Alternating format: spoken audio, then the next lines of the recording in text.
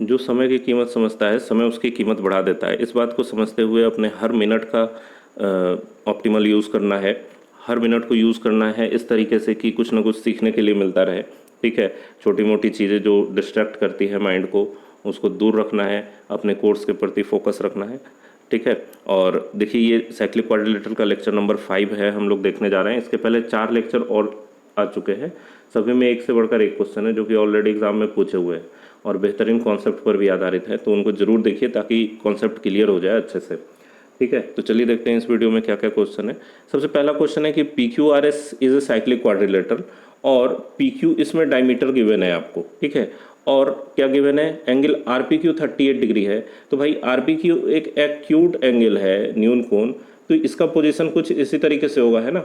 यहाँ पर कितना 38 डिग्री बन रहा है और पूछा जा रहा है पी एस आर का वैल्यू। तो भाई पी क्यू आर यहाँ पर मिल चुका है एंटी क्लॉकवाइज, तो एस का पोजीशन इधर कहीं होना चाहिए, है ना, ये एस होना चाहिए, क्योंकि आप लोग को पहले बताया हुआ है कि नेमिंग हमेशा एंटी क्लॉकवाइज या क्लॉकवाइज करते हैं। तो यहाँ पी क्यू आर हो गया तो इधर एस होगा anti clockwise.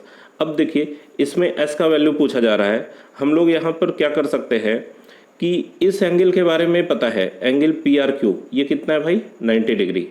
Angle P R Q अगर 90 डिग्री है तो एंगल पी एस आर जो पूछा जा रहा है आपसे, एंगल पी एस आर, ठीक है, इसके बारे में आप डायरेक्ट कह सकते हैं कि भाई ये 90 डिग्री प्लस 38 डिग्री होगा, मतलब कि कितना होगा 128 डिग्री, जो कि ऑप्शन नंबर 3 में है। ये इसका शॉर्टकट ट्रिक है। लेकिन देखिए हर ट्रिक का कुछ ना कुछ लॉजिक होता है, जब भी ट्रिक नज़र आए तो हमेशा ये क्वेश्चन मन में आना चाहिए कि ऐसा होता क्यों है, क्योंकि ऐसे ही उलझुल तरीके से कुछ भी बना देने से ट्रिक नहीं होगा, उससे एक क्वेश्चन का आंसर तो लड़ जाएगा लेकिन बाकी क्वेश्चन सॉल्व नहीं होंगे। तो कॉन्सेप्ट उसके पीछे का समझना बहुत जरूरी है। देखिए यहाँ पर एंगल पी एस आर आपसे पूछा जा रहा है, ठीक है, और हम लोग इसमें मान लेते हैं कि ये एंगल है कुछ x, ठीक है, और ये एंगल है y, ताकि लिखना कम पड़े। ठीक है, अब इस ट्रायंगल में कोई भी कह सकता है कि x प्लस 38 प्लस 90, मतलब तीनों एंगल का सम कितना होना चाहिए 180 डिग्री।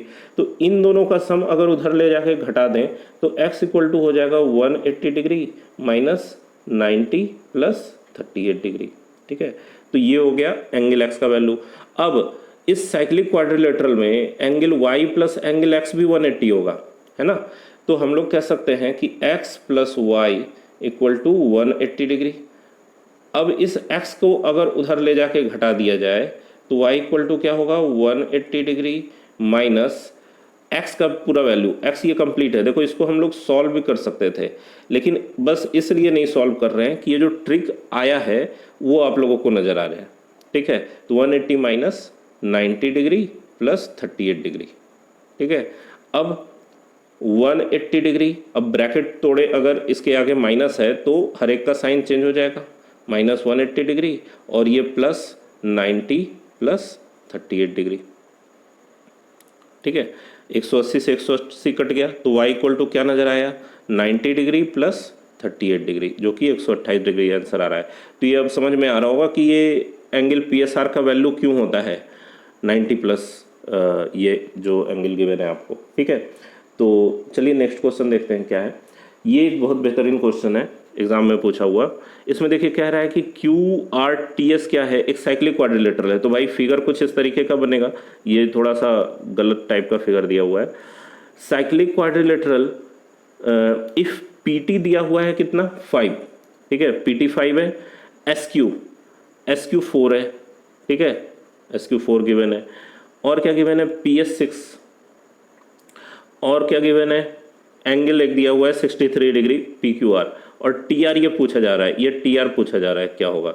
तो देखो एक सेकंड का प्रॉपर्टी याद रखना है ऐसे क्वेश्चन के लिए कि P S into P Q equal to P T into P R होता है। ठीक है, ये सेकंड का प्रॉपर्टी है कि कभी किसी एक्सटर्नल पॉइंट से अगर सर्किल पे 2 सेकंड खींचे जा रहे हैं तो उनके लेंथ का प्रोडक्ट उस इंटरसेक्शन पॉइंट तक के जो लेंथ है, डिस्टेंस है, उसका प्रोडक्ट हमेशा बराबर होता है। अब देखो पी एस है आपको गिवन 6, ठीक है, और पी क्यू क्या है, ये कंप्लीट लेंथ है पी क्यू। ठीक है, तो 6 प्लस 4 हो जाएगा 10, equal to P T given है 5, ये पी टी 5 गिवन है, और पी आर, ये पी आर ये कंप्लीट लेंथ, इसके बारे में कह सकते हैं कितना 5 प्लस टी आर। अब 5 से ये 10 कट गया 2 बार में, इधर आया 12, और इस तरफ ये जो 5 है वो इधर लाके घटा दो, तो 12 minus 7 equal to T R. तो टी आर बराबर कितना हो गया भाई, 12 माइनस 5, सॉरी 12 माइनस 5 इधर लाके घटा दिया, तो टी आर इक्वल टू हो गया 7 यूनिट, जो कि ऑप्शन नंबर 2 में है। तो आया बात ये समझ में, काफ़ी इंपॉर्टेंट क्वेश्चन है, इस तरह के क्वेश्चन अक्सर पूछे जाते हैं एग्जाम में।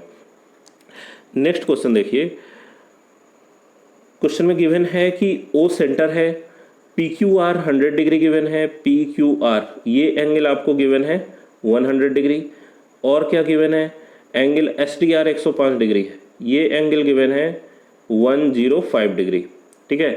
तो पूछा जा रहा है O S P, O S P पूछा जा रहा है, मतलब ओ एस पी ये एंगल पूछा जा रहा है, ठीक है। अब देखो इसको किस तरीके से सॉल्व करेंगे, ये एस टी आर दिया हुआ है 105 डिग्री, तो एक कॉन्सेप्ट है, इसको याद रखना है, नोट कर लीजिए कहीं, कि किसी भी कॉर्ड के द्वारा, जैसे ये एस आर कॉर्ड है, किसी भी कॉर्ड के द्वारा सेंटर पर बनने वाला एंगल हमेशा सर्कमफेरेंस पर के एंगल का डबल होता है। तो सेंटर पर जो ये एंगल बन रहा है वो सर्कमफेरेंस पर 105 बन रहा है, तो उसका डबल 210 डिग्री होगा, है ना। और ये भीतर वाला एंगल अगर चाहिए आपको, ये एंगल चाहिए, तो इसके बारे में हम लोग कह सकते हैं कि 360 डिग्री माइनस 210 डिग्री होना चाहिए, मतलब 150 डिग्री ये होगा अंदर का एंगल। अब कोई ये angle triangle O S R के बारे में अगर कहे, तो ओ एस आर के बारे में हम लोग क्या बोल सकते हैं, देखिए इस ओ एस आर के बारे में कहा जा सकता है कि ओ एस और ओ आर दोनों बराबर है, क्योंकि रेडियस है। एंगल ओ एस आर अगर कुछ एक्स हुआ तो ये भी एंगल एक्स होगा, है ना, क्योंकि ये एक आइसोसेलेस ट्रायंगल है। तो इस ट्रायंगल ओ एस आर में हम लोग कह सकते हैं कि x प्लस ये एंगल, ठीक है, जो अभी 150 डिग्री ये निकल के आया 150 degree, x plus 150 degree equal to कितना होगा 180 डिग्री। अब ये 150 इधर ले जाके घटा दो, तो 2x बराबर 30 डिग्री, तो x इक्वल टू कितना 15 डिग्री, ये x हो गया कितना 15 डिग्री, ठीक है।